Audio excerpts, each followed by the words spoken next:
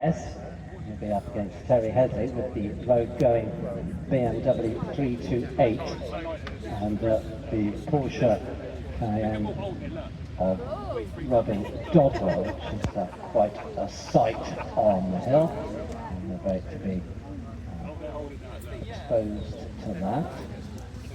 108 then out of the S's in 24.28. And now the 3.25 seconds. John Wells at the top of the hill, 108 in 49.12.